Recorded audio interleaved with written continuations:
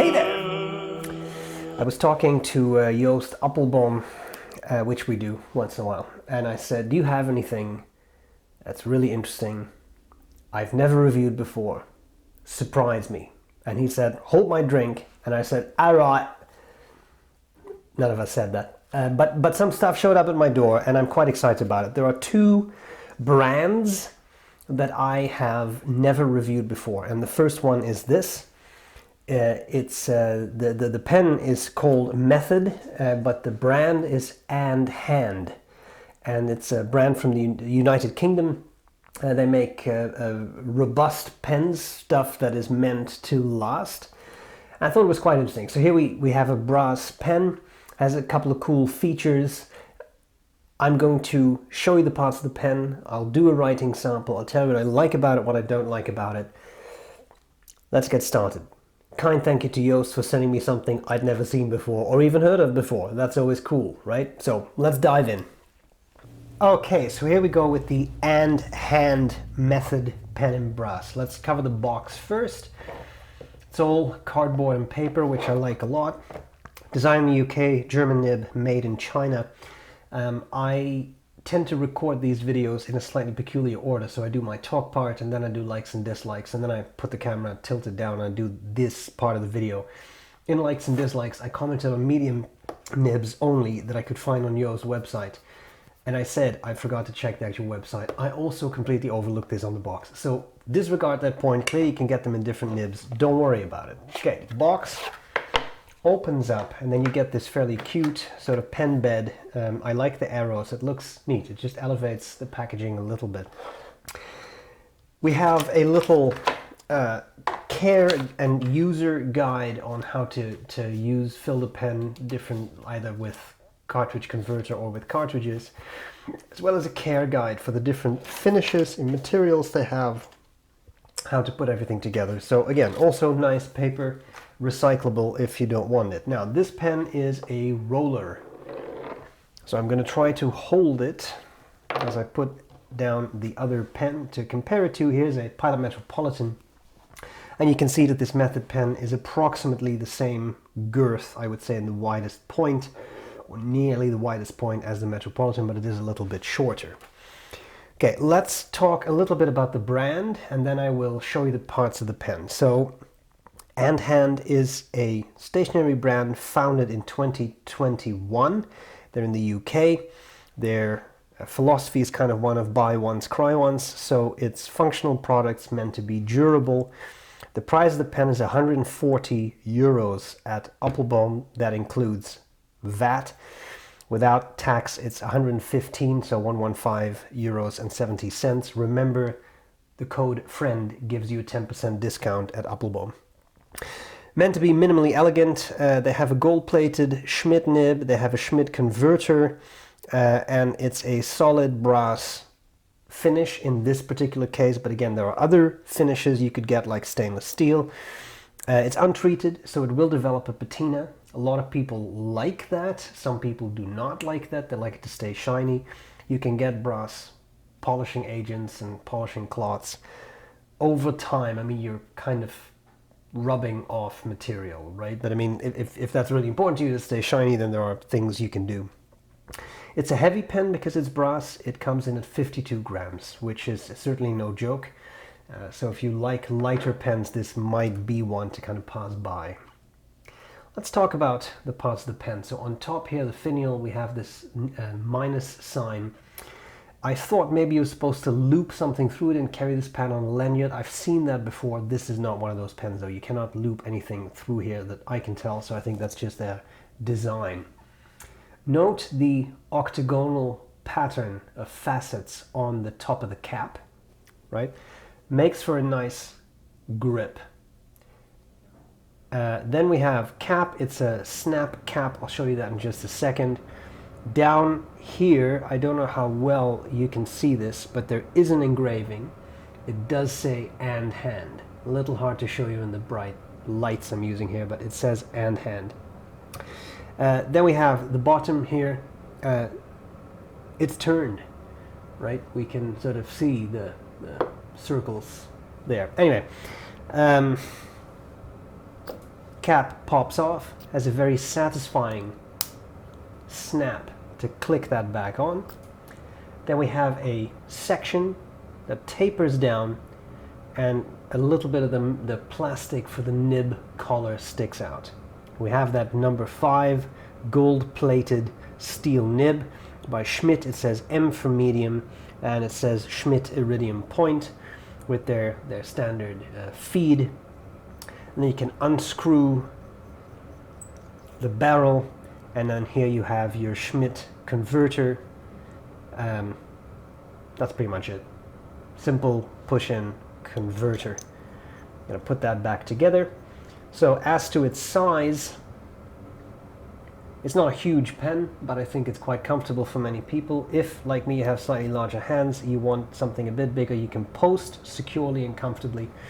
You're going to get some scratches there, I'm sure, but if you're okay with it, then you have a slightly larger size pen, which might be a bit more comfortable to the bigger-handed ones among us than the unposted variant. Okay, let's see how the pen writes. A very important aspect of any pen, right? Okay, we have here the Andhand, excuse me, method in brass with a medium steel nib, and this is Eldergraph blue ink. It's a pleasant nib, touch of feedback, not glossy smooth. I never mind that. Tends to mean a little less skipping than over polished nibs, and it's definitely not scratchy. You just feel some feedback as you write. Going fast here, faster than anyone would, just to see how the feed keeps up. Lazy dog.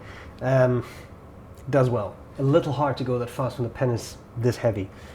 Wetness. Notice there was a little bit of a skip there. Wetness. It's not a gusher, but it's a reasonably, I would say, well-adjusted nib. It's not particularly wet, it's not particularly dry. It's just how it works. That was a brilliant, detailed analysis. Sorry. Line variation, as always, very careful. This is not a flex nib, but I feel fairly comfortable squeezing out a bit of line variation there. So pretty good. Then for those people who enjoy such a thing, reverse writing is possible, is not particularly scratchy, seems to keep up reasonably well, so certainly a couple of words you get away with. And then you get a nice, I would be willing to call that extra fine nib. So if that really matters to you, you can do that to get some finer lines out of your nib. And that's all there's to it. I think we should discuss some likes and dislikes. Now, what do I like and what do I not like about the Andhand method brass pen? I'll start off with likes. It's a solid pen. Brass is not for everyone. It's certainly heavier. This one comes in at 52 grams, which is heavy for a pen. I would say most pens, typical sort of plastic pens, 15, 20 grams, 22 grams, something like that. 52 grams is heavy. Now, but it's a metal, but yes, I know, but brass is also a heavier metal, right? So that you feel that solidity in the pen. And that's not for everyone. Some people like lighter pens. If you're one of those people, you can pass this by. It's not going to work well for you, I feel. I do like the design.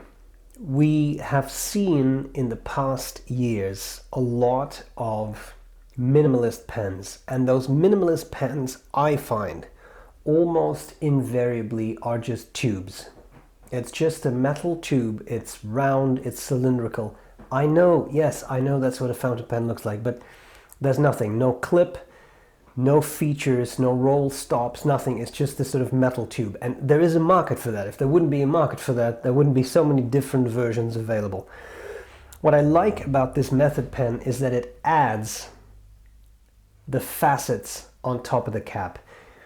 It just elevates the look a little bit. You have that octagonal profile. I don't know why you can see it really from that distance, but anyway, it has an octagonal profile in the cap. Take it from me. I like that a lot.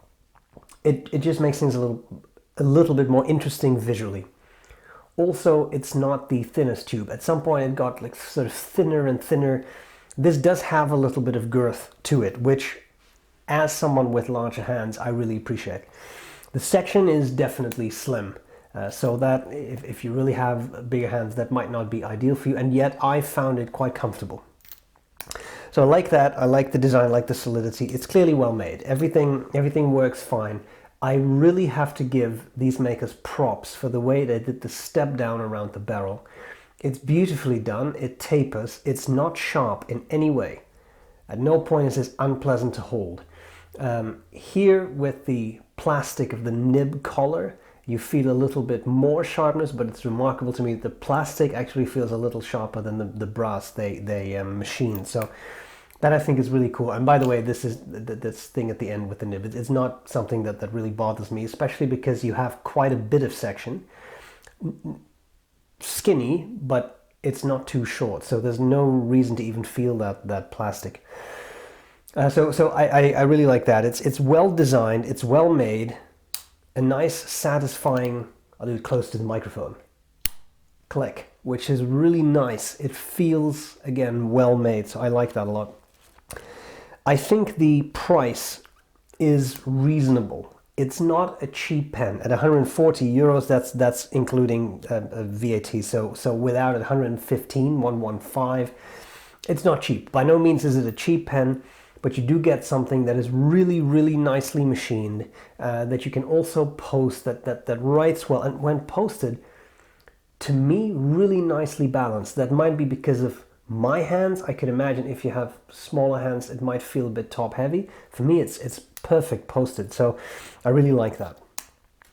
Now, are there things I like a little less? Yes, there are a couple of things. First of all, it looks to me, now this might simply be the way Yoast sells them. This is a medium nib. I couldn't find any other nib grades. I should have checked the manufacturer's website and I completely forgot, so I'm sorry about that. It doesn't have to be a huge issue. Medium works for most people, right? That's why it's medium. It's the sort of one size fits most approach. I don't mind that, but it would be nice if you had other options for people who like finer nibs or like broader nibs for that matter. So, another thing, I've already kind of addressed the heaviness. I quite like that, but it's not for everyone. So if you like lighter pens, you have to pass this by.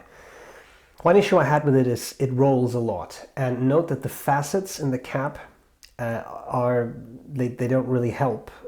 So the pen can roll off a desk. Now, being brass, it's not going to be harmed by that. Just be aware that if you're on a slightly uneven surface, it'll roll off. And there's nothing, not a single feature on here to keep that pen immobile. Sorry.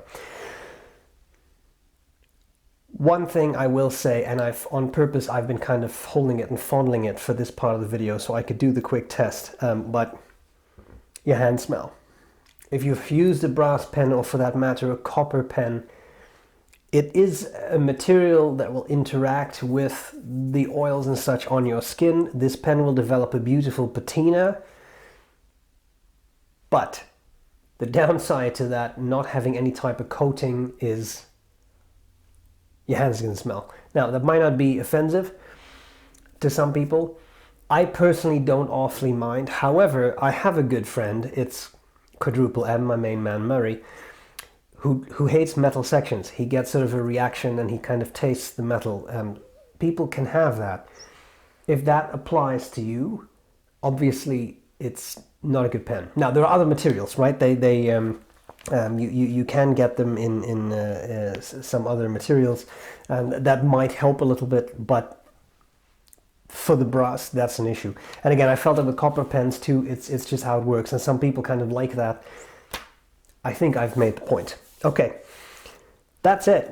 I think it is an interesting design. I enjoyed fiddling with it. I enjoy the way it writes, so all of that's great. Kind thank you to Joost for lending me the pen. I appreciate it. I hope this was useful, and I'll gladly see you later. Bye.